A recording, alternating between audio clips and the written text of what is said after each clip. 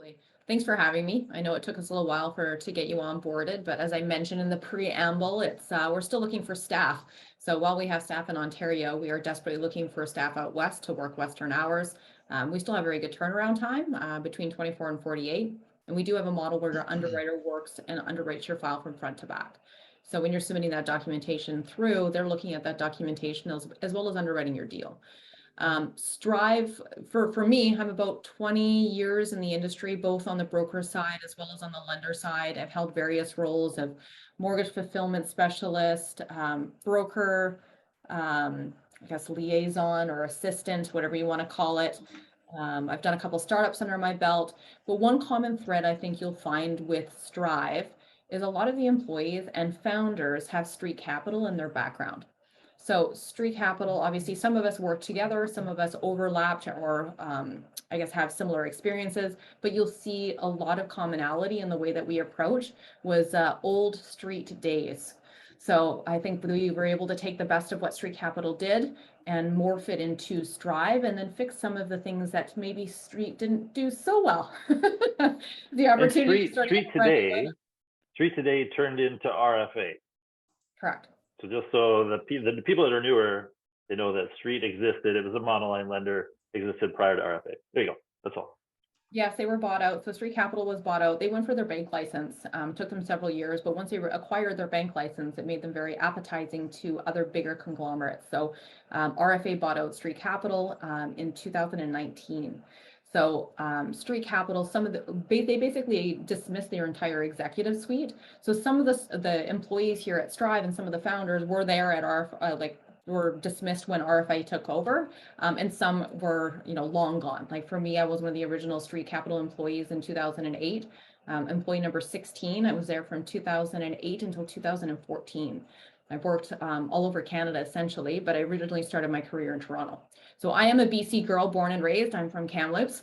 So, yeah, I've lived in multiple areas in the country and had different roles, I guess, all over the place. So I'm excited once Strive started up and they gave me the opportunity to handle the western side of Canada. I jumped on board because obviously a lot of us have known each other from the past and I couldn't think of a better team to put together myself. So when they reached out, I was very happy to join the group. So for Strive, when we started 15 months ago, we launched in BC in basically January or February. We are 100% insured and insurable business only. However, I would say around MPC, there will be likely a launch. We're trying to launch our true conventional program as well as an alternative program. So we'll see if the timing works out, but I think that is definitely the goal, is that we'll have a full suite of products. But currently owner occupied, purchases, switches, transfers. You could do multi-family rental as duplex, triplex as an insured program. But when it comes to single family rentals or refinances, that is not our product suite currently. So again, 100% insured and insurable. We'll deal with all three insurer partners.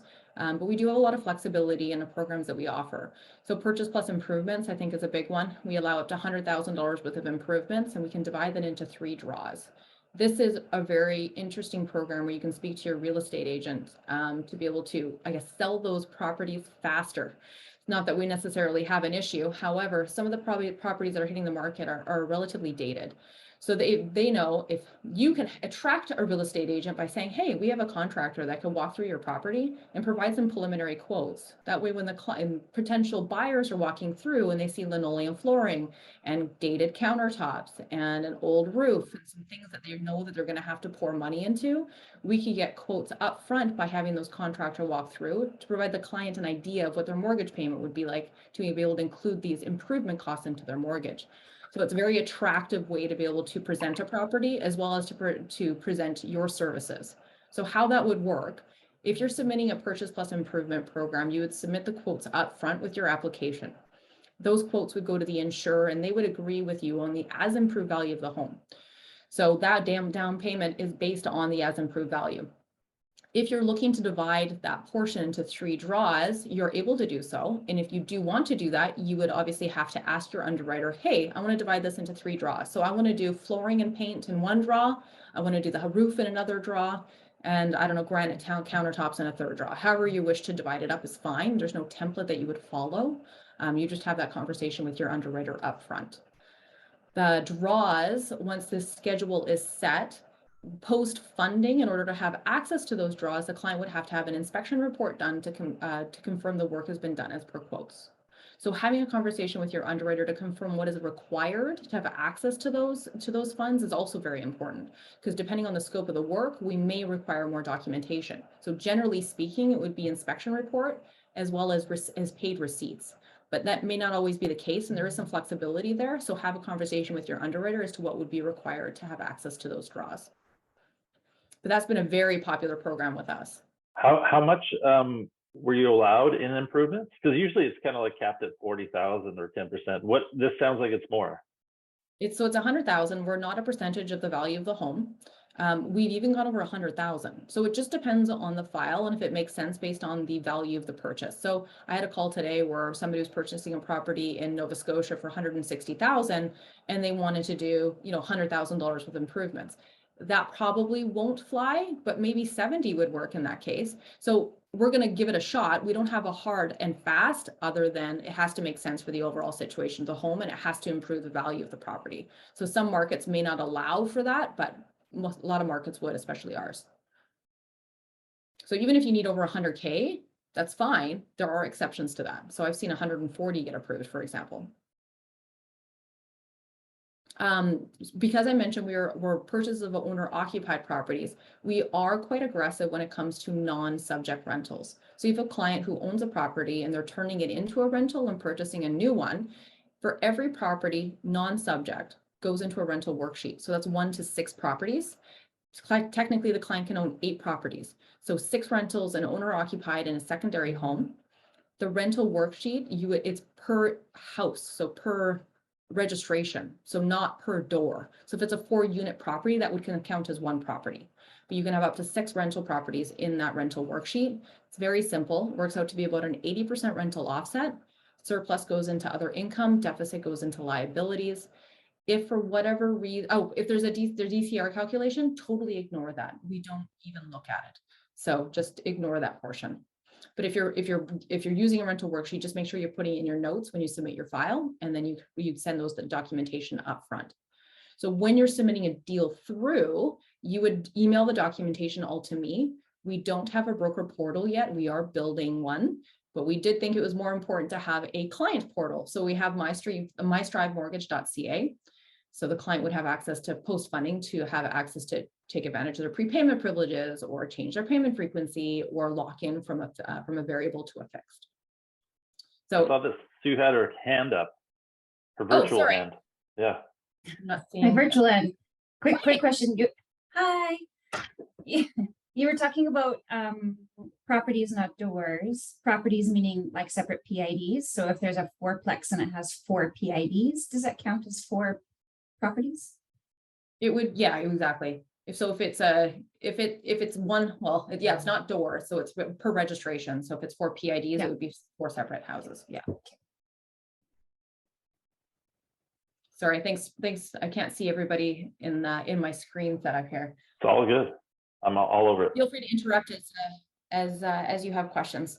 For non-subject property, or for subject properties, if it's a legal suite, it's 100% add to income if the beacon score is over 680. And don't worry about all the details. I'm going to send you all this in a recap, and I'm sure some of you have seen it before, but I'll resend it just to clarify. But again, legal suites in a subject property, 100% add to income if the beacon score is over 680. If it's under 680 or not a legal suite, then be 50% add to income. Very tempted and very tempting to use our transfer program. So transfer switches, both standard and collateral, are done at best rates and best comp, and a no fee to the client. So they can capitalize up to $3,000 worth of penalties and existing lender fees. But again, no fee, best rates, best comp for a switch for both standard and collateral. So we're doing quite a bit of those. That program may change as it is quite expensive for us to operate, but currently it's been an industry leader. We're pretty well known for income flexibility. So what I mean by that is somebody who, it makes sense. I hate to use a heritage houses, I guess case by case, probably not a big fan of them because they do provide restrictions on what you can do. They're definitely less marketable because anytime you have to do any work to the property, you have to provide it's a longer to get permitting and approvals for that sort of thing. So not a fan of heritage homes. I wouldn't say we are your go-to with that, but likely case by case. Sorry. Where was I? Oh, income flexibility. So obviously, if you have any type of variable pay, so hourly employees were not guaranteed any commissioned or overtime staff, we obviously are looking to use the most recent year average to qualify your home, just like anybody else. However, we do have some flexibility where if the two most recent years don't work out, but it makes sense to look at a file with a make sense approach, we'll do that with you.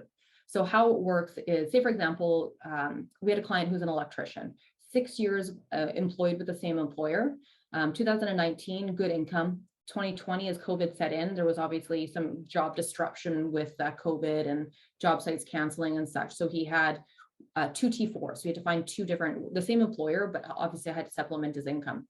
2021, again, same employer, T4, but he decided to go back to school to be a journeyman electrician. So he had 3 months worth of EI earnings. In this case, we got the deal dumped on our laps, I guess, an hour before subject removal because another lender wouldn't do it. 854 beacons, 7% down, good fallback position. We thought it made sense to use a 2-year average by using 2021, including his EI income because he went back to school, and 2019. So we threw out 2020 altogether to come up with that average, and his year-to-date supported. So we can have flexibility and a make sense approach to a file as long as it makes sense. So tons of that. If you have any help or you need a unique look at it, what I would suggest is if you're sending me an email, tell me what you're proposing that you want to do and the income that you're coming up with and how you make that make sense. We may have to dig a little bit in the past to make sure that average works and the year-to-date supports, but it's something that we have a lot of flexibility with. For example, a travel agent. We had a travel agent who was, yes, we do stated income depth. Travel agent who had obviously been 10 years of employment, or probably, 10 years of employment, but the last couple of years due to COVID are really low income earnings. But for 2019 and 18 and 2022, that income made sense and she's recovering prior to COVID. So we actually used a 2-year average between 2018 and 19 with a 2022 to support.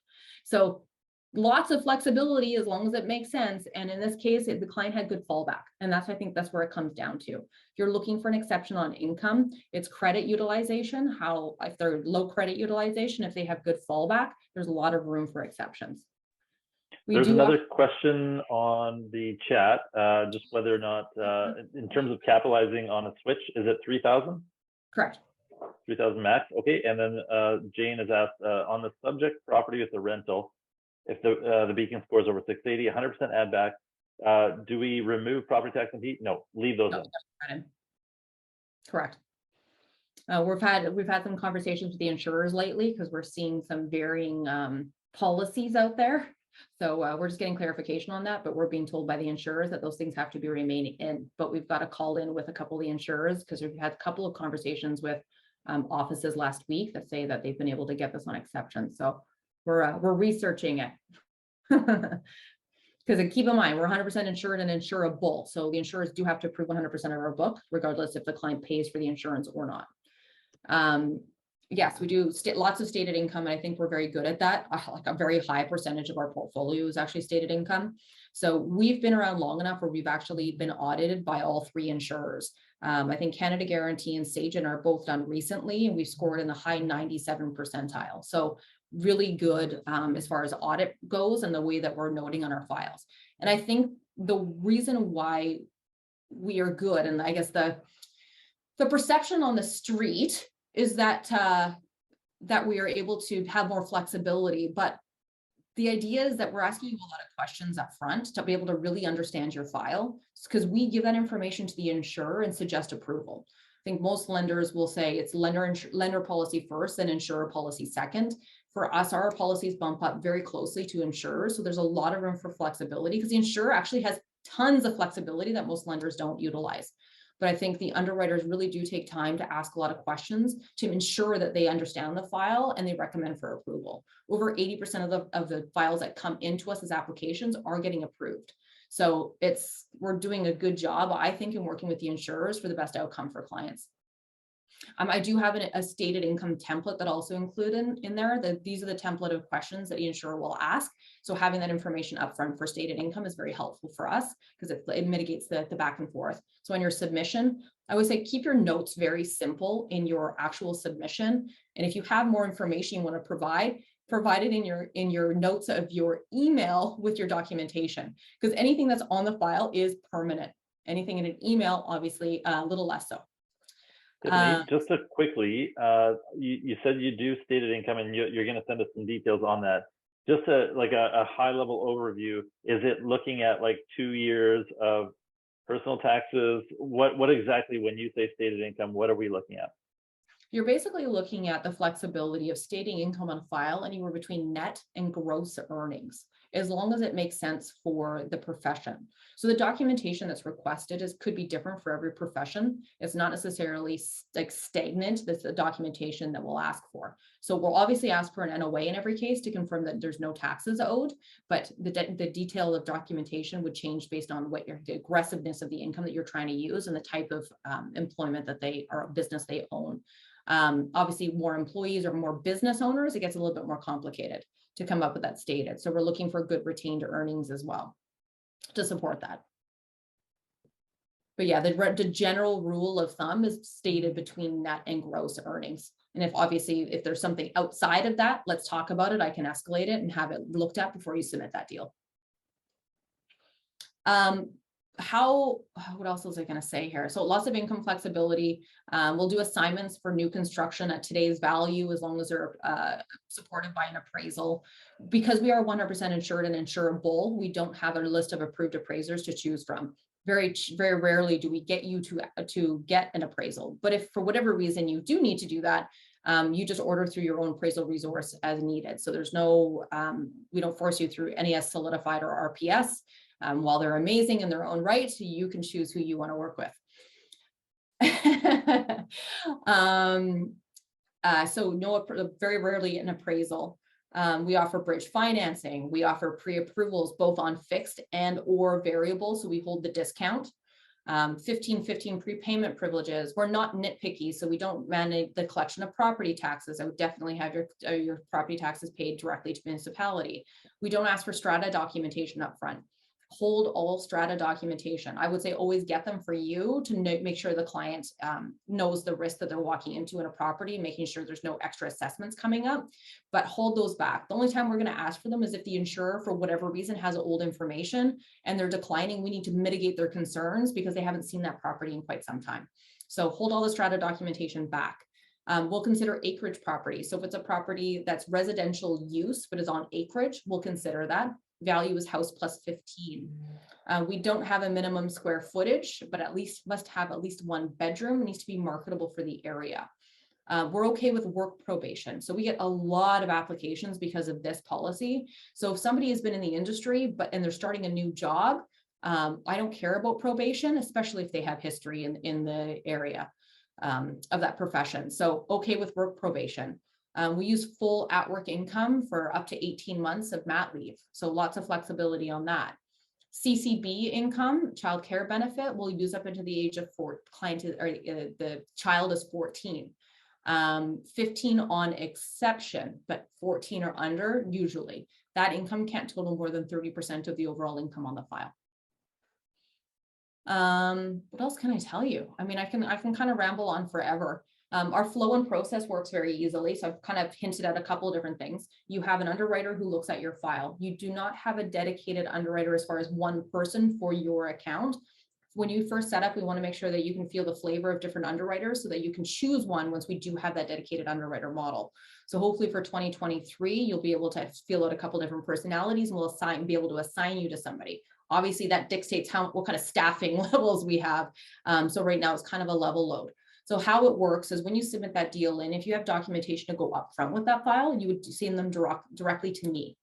I have access to a repository system in the office. I dump the file documents in there.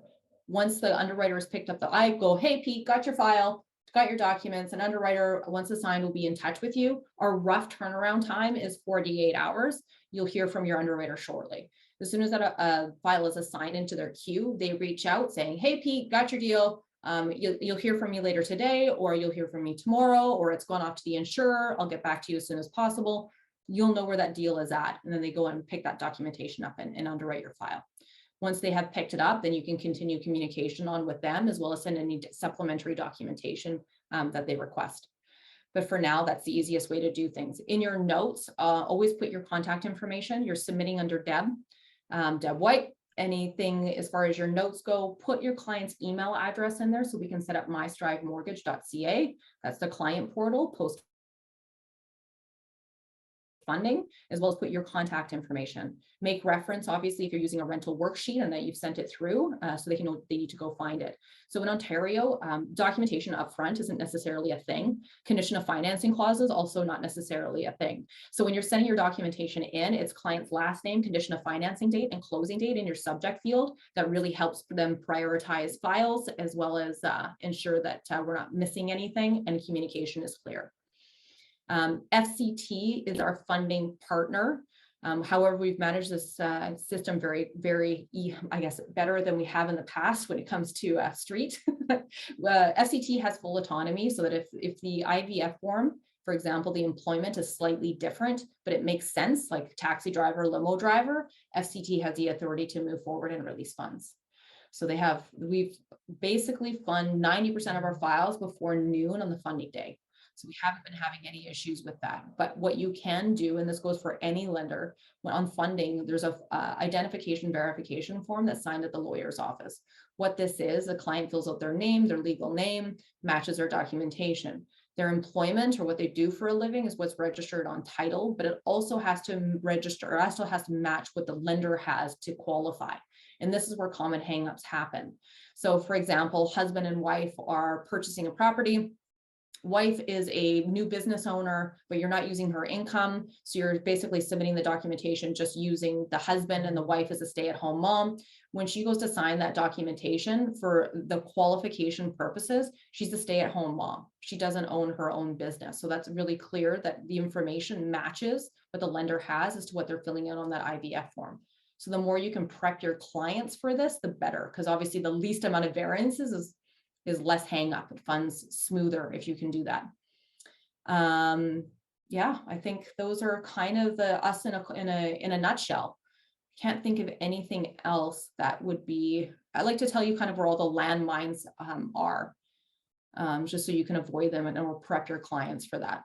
But I think we're pretty clear in our communication and our turnaround time, and kind of know where that file is at, and we make best efforts to get your deal approved. Cool. Are you on Velocity? Yes. Strive. Awesome. So that's good. So when you're submitting through Velocity, Strive, you'll notice there's two programs. There's Strive Prime and Strive, what is it called? Aspire. Aspire is our alternative program we've set up in the system, but the actual program hasn't launched. So when you're submitting through, select Strive Prime.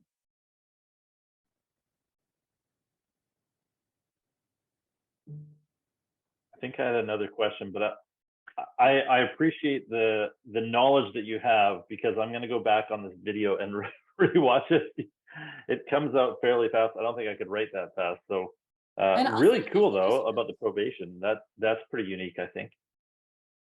Yeah, the switches with no fee, best comp, best rates, both collateral and standard. I think that's industry leading. Purchase plus improvements with 100K of improvements is also industry leading.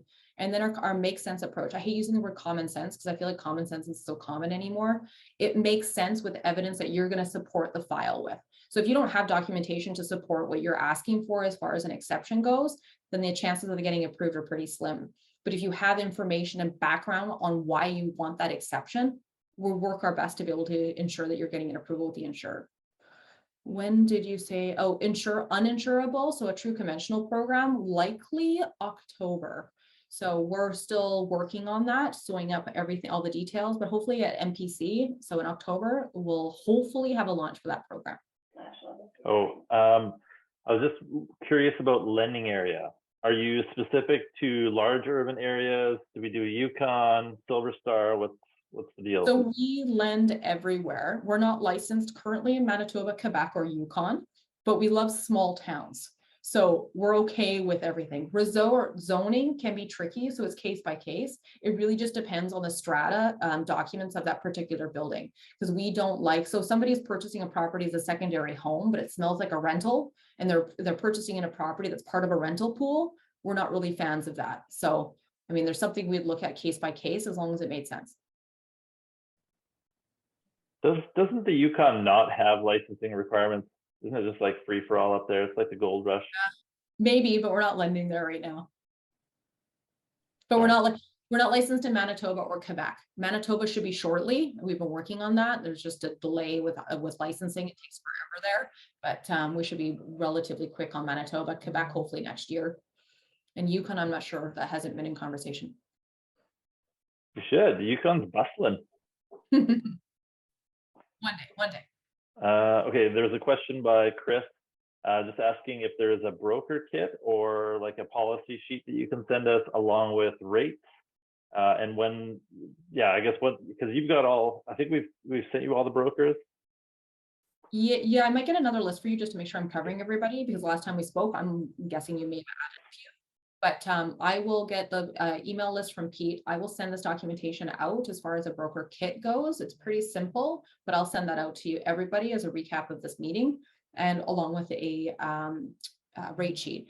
All of our supplementary forms, as far as a gift letter goes, or broker consent, or a rental worksheet, or bridge worksheet, all those things are found on our forms and resources page on our website. As well as there's a customer link too that would bring them to the client portal, as well as customer service details. For your reference, our post-servicing funder is First National. So you're gonna feel like on post funding, it's gonna be very similar, and it's a very easy to use portal for the clients. Cool. Does anyone have any questions for Tiffany? You guys are all signed up. So what I'll do is I got a preliminary list initially from Deb and Pete when we first started talking, which was quite some time ago. So I'm just going to make sure I've got an updated team list, but you are all signed up and ready to go. I don't need sign up documentation from you individually. You would submit under Deb's name as you as the agent.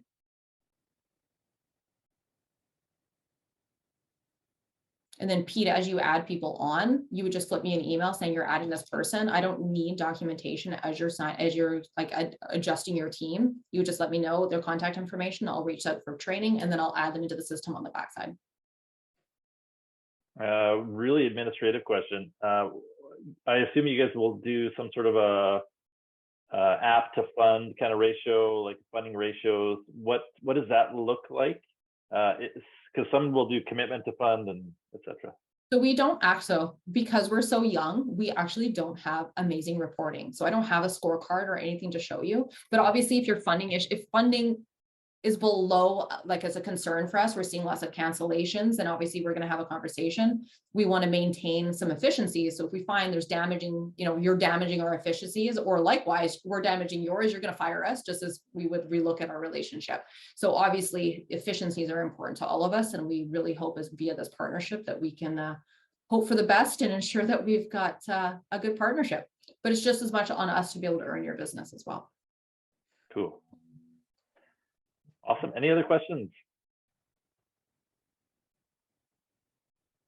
If anybody does, they're more than free to reach out or give me a phone call. Again, I'll flip this email off. Everybody's signed up, ready to go, and able to submit deals as of today. Awesome. Thank you so much. You'll obviously get regular emails from me as well as of today moving forward.